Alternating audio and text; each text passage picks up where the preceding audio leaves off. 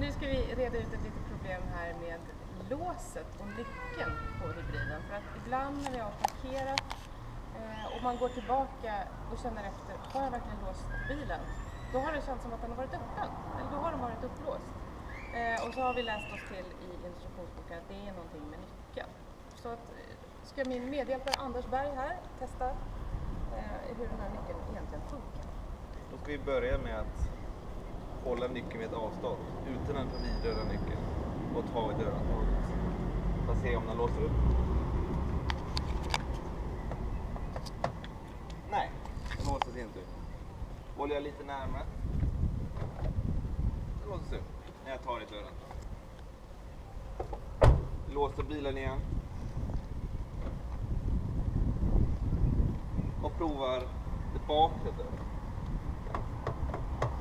Det kan bli lite, om man vill se att bilen verkligen är låst, om man går fram och testar, då kan man bli lite förvånad. Oj, den var ju inte låst.